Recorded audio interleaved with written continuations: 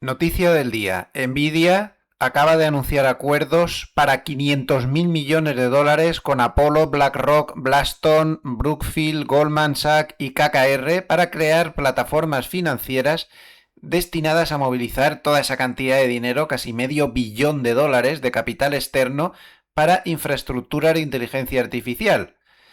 Nvidia podría actuar como avalista de alrededor de 125.000 millones de dólares. El objetivo oficial es financiar centros de datos e infraestructura Nvidia para laboratorios de inteligencia artificial.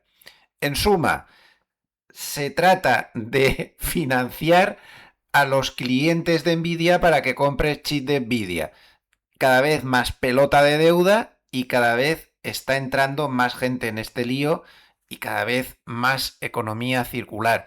Esta es la noticia que más se está comentando en el día.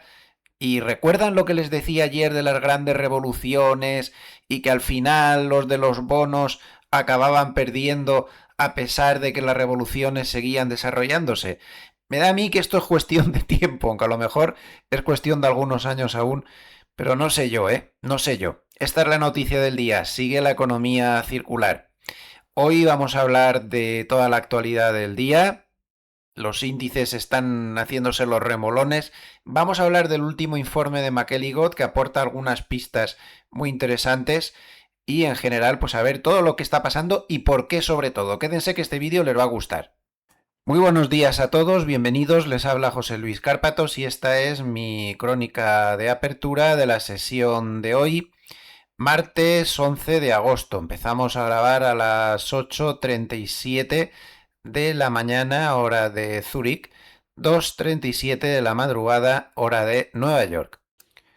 Un pequeño spot publicitario antes de empezar. En Intefi Escuela de Negocios, hasta el 15 de agosto sigue en vigor la Summer Sale de Intefi con hasta un 35% de descuento en programas seleccionados, condiciones especiales para avanzar en formación financiera.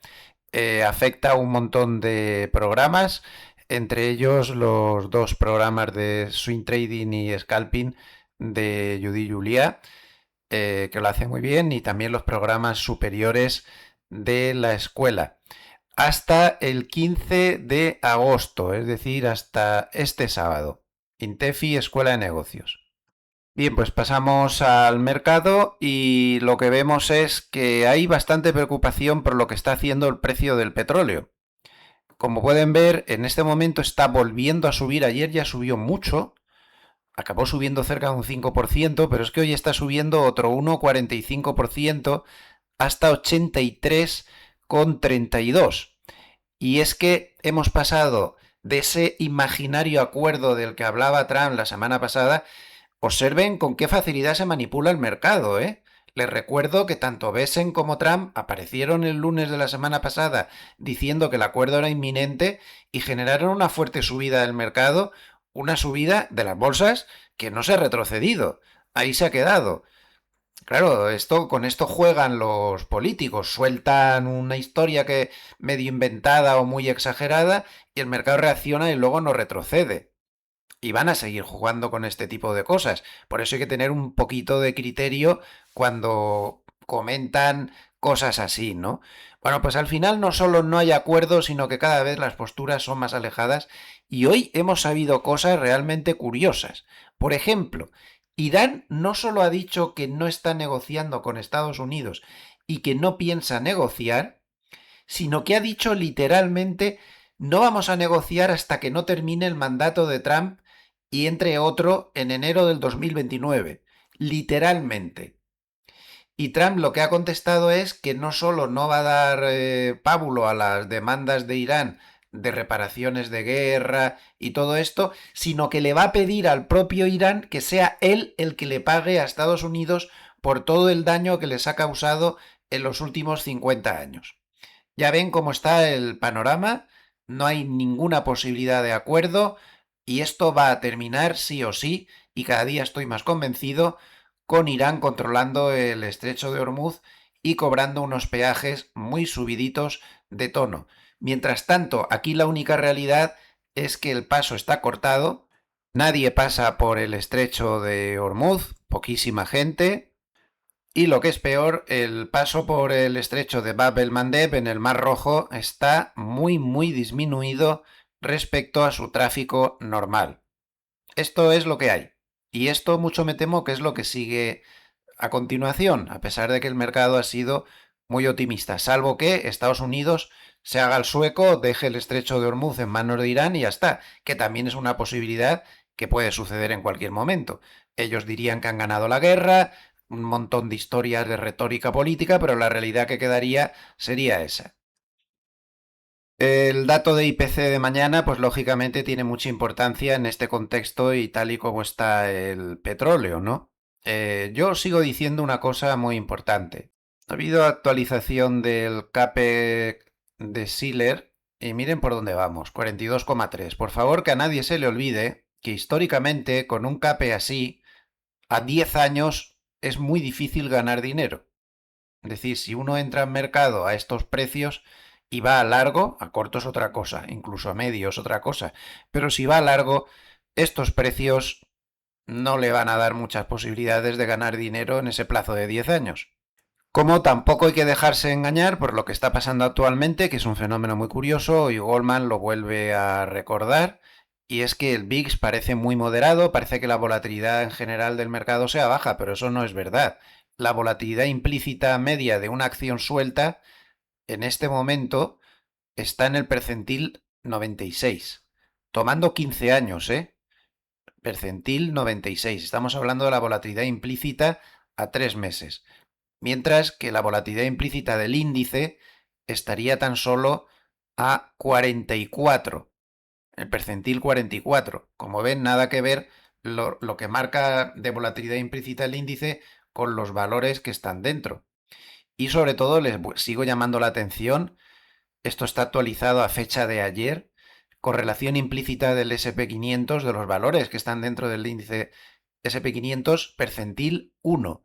Es decir, no hay ninguna correlación entre los valores del índice SP500. Cada uno va por un sitio diferente.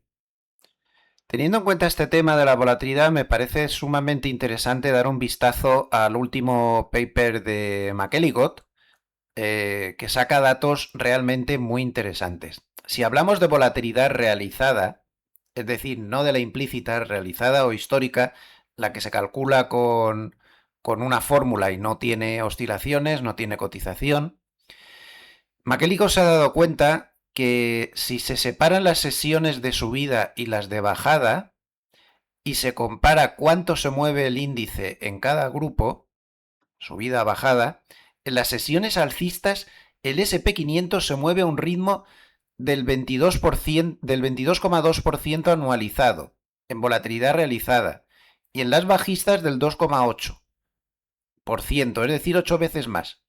Dice que no se veía algo así desde el 86, vamos, en suma, para no liarnos. 8 veces más volatilidad realizada en los días de subida que en los días de bajada. Máximo desde 1986. ¿Y esto qué significa? Pues significa que es una huella de una compra a la desesperada, FOMO total. Gente que estaba fuera del mercado y entra corriendo por miedo a perderse la subida. Como dice aquí, esto está hecho con la ayuda de Cloud. Usa esto en matiz honesto, usa mucho esa palabra de honesto. Aquí, cuando me ha hecho el resumen, lo que quiere decir es que, bueno, pues con tan pocas sesiones el denominador también en minúsculo, tampoco hay que sacar esto de madre, ¿eh? Pero bueno, no deja de ser llamativo, porque es una muestra de que hay mucho FOMO. Luego hace otra serie de comentarios, pero lo que más me interesa es esto. Lo más sano de todo, de todo. Ya no tira solo el complejo de los siete magníficos. ¿No? Los siete magníficos, yo aquí le matizaría que ya hace tiempo que no eran la fuerza principal del mercado, sino otros sectores que están en burbuja. Por cierto, semiconductores están subiendo esta mañana el 0,8%. Y los de memoria están subiendo el 2,42%. También la bolsa de Corea está subiendo. El Nikkei no está haciendo nada porque está cerrado. Es el día de la montaña, festivo en Japón. Pero bueno, el caso es que este fenómeno se dio muy claro en primer trimestre y segundo trimestre. Los siete magníficos pasaron a aportar mucho menos en el crecimiento de los beneficios del SP500 y las otras 493 acciones pues han pasado de suponer el 7% de los beneficios al 18%. O sea que los 7 magníficos pues están un poco menos importantes, aunque ya digo, ahora mismo el foco no está en ellos. Este punto 3 es importante. El miedo ha cambiado de bando. Antes todo el mundo pagaba por protegerse de las caídas, ahora los seguros contra las caídas están tirados de precio, están casi en el percentil 0, el nivel más barato de todo el histórico reciente. Sin embargo, el percentil del precio de las opciones de compra está casi en 100. Casi, no llega ahí, pero está casi. Nunca se había pagado tanto por apostar a subidas. Y destaca por lo que ya hemos comentado, que la volatilidad general del SP a 3 meses está en el percentil 18, por dentro el mercado está dormido, aunque por fuera se mueve mucho. ¿Qué puede estropear la fiesta? Pues quizá la inflación, quizá, pero las opciones no están pagando riesgo de agosto. No creen que en agosto pueda salir nada que pueda generar un evento de volatilidad. Lo que dice McElligott claramente es que las coberturas se están empezando a poner de nuevo, pero se ponen más bien para protegerse a partir de finales de mes, con 2 citas clave: los resultados de Nvidia y la reunión de la Reserva Federal de Jackson Hole. Ahí es donde el mercado ve los eventos de riesgo, no lo ve en el IPC de mañana, con razón o sin ella. También McElligott recuerda la estacionalidad, dice que los años más parecidos al actual, desde 1990, apuntan a un repunte de los nervios, a una subida de la volatilidad entre finales de agosto y octubre. Ya hemos hablado de esta estacionalidad. Este mapa, el tablero de las manos fuertes, es muy importante. Me salto algunas cosas. Hacia arriba, por encima de los 7.900 puntos, los dealers tienen muchas call vendidas. Si el mercado llega ahí, se van a ver obligados a comprar y eso va a hacer que se tenga una aceleración de la subida. En cambio, hacia abajo, el peligro está a un 4% por debajo de los niveles actuales, porque ahí es donde los CTA se darían la vuelta, venderían, ahí donde hay put vendidas por los dealers, ETFs apalancados, todo tipo de cosas.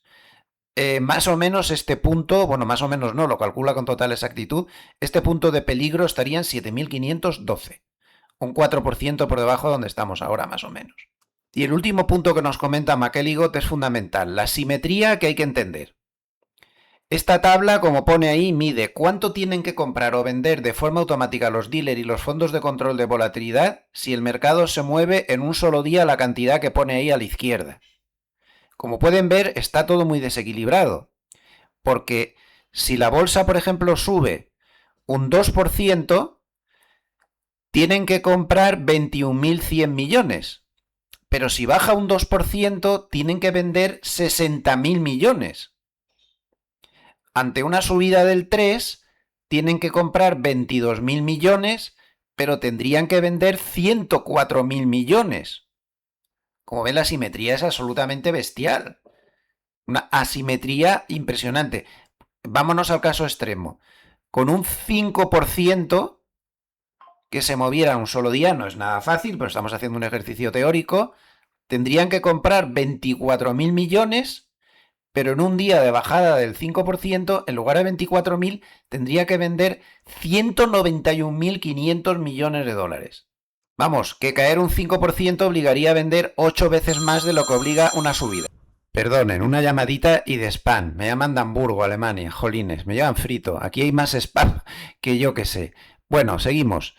Es decir, una subida comprada a la desesperada con el miedo puesto en quedarse fuera y casi nadie cubierto. Ese es el resumen que hace McElligott. Mientras no se pierda el 4%, el camino de menor resistencia sigue hacia arriba. Por debajo de ahí, la cosa se pone muy fea. Eso es lo que nos quiere decir McElligott. Espero que les haya servido para su propio análisis. Más actualidad del día. Goldman dice hoy que el siguiente gran paso de la inteligencia artificial está en los robots humanoides. No es la primera vez que lo dice y ahí China es quien lleva la ventaja, así que atentos. Otro asunto muy importante, hay muchas voces autorizadas que están diciendo, se me sale un pelín del marco, el diésel, esto es el gráfico del diésel, del futuro, está un poquito más arriba, pero muy poquito, que se sale un poco del gráfico del marco, que no me he dado cuenta. Aquí lo que hay que tener en cuenta es que dicen los expertos que el diésel se está comportando, si pusiéramos la equivalencia con el West Texas, como si el West Texas estuviera a $140. Está totalmente desmadrado, no hay quien lo pare, había tenido una corrección, pero rápidamente se ha ido a la zona de máximos otra vez. Y esto está haciendo mucho daño. El diésel es vital en la agricultura, es vital en la industria, es vital en el transporte y esto es muy inflacionista. Lo que pasa es que estamos tan obsesionados solo con el petróleo que no nos damos cuenta de que tenemos este otro problema que es tan inflacionista como el otro. Muchos comentarios también en la apertura dicen los analistas que Besen, por todo lo que está diciendo últimamente, el análisis que hacen es que está mandando y está intentando mandar al mercado el mensaje de que el secretario del Tesoro no va a permitir de ninguna manera que se desmadren las rentabilidades de los bonos americanos. Pues tiene un trabajo arduo. Porque en este momento, debido a la subida del petróleo, se están tensando las rentabilidades de manera muy notable y ojo al bono americano a 30 años porque como pueden ver en la pantalla ya se ha ido al 5,27%, alarma roja. Y todo esto pues está volviendo a subir las posibilidades de alzas de tipos en septiembre que habían bajado mucho con el dato de empleo, pero poco a poco lentamente están volviendo al mismo sitio. Ahora mismo los derivados monetarios descuentan en un 50% las posibilidades de una subida de tipos por parte de la Reserva Federal en el mes de septiembre. Ese encuentro de Jackson Hole tradicionalmente suele ser utilizado por los presidentes de la Reserva Federal para hacer cambios importantes. Más de una reunión de Jackson Hole se ha saldado con sustos importantes. La cita a finales de mes. Bien, ya hemos visto toda la actualidad, repasamos el tablero, tenemos al DAX plano, Eurostoxx plano, el dólar yen plano, 159,21, el euro menos 0,06 hasta 1,1552, el Bitcoin no consigue salir del lateral, es en el lateral bajista en el que está metido, plano, hasta 63.903. Los bonos débiles, ya lo han visto, cómo está la rentabilidad del bono americano a 30 años. El Bund alemán baja 0,15, bono americano a 30 baja 0,32. SP500 plano, 7.775. Nasdaq más 0,07 hasta 29.760. Russell más 0,07. Oro más 0,14, petróleo más 1,62, atención, hasta 83,44 dólares por barril. Si nos vamos al movimiento del SP500 técnico, pues seguimos exactamente igual que ayer. Está haciendo como una especie de banderín alcista. Bueno, si rompiera el 7800, pues se confirmaría que es eso y habría que esperarlo en la banda de Mogalet superior en 7902. Sin embargo, meterse por debajo del máximo anterior del lateral, que está en 7622, sería una señal de alerta roja. Por debajo de 7700 también podría haber quien se inquietara porque el banderín empezaría a estropearse. Desde el punto de vista cuantitativo hay una resistencia muy grande en 7800, mucho, es muy fuerte, y otra más grande aún en 7900. Por encima de 7900 tiene vía libre, incluso por encima de los 8000. Es que en 8000 no hay una resistencia demasiado importante. 7800, 7900. Y por debajo el soporte clave está en 7650, que no es casualidad, que es más o menos a la altura del techo del antiguo lateral, 7650, 7700. Por debajo hay muy poca cosa, toda la acción está muy desplazada hacia arriba, tiene soportes muy débiles por debajo de esa zona 7650, 7700. Si les ha gustado el vídeo, denle a like. Muchísimas gracias a todos los amables escuchantes por estar ahí un día más. Les envío saludos afectuosos desde Suiza y les emplazo dentro de unas horas al próximo vídeo, que será el de crónica de media sesión. Hasta luego, que pasen un buen día.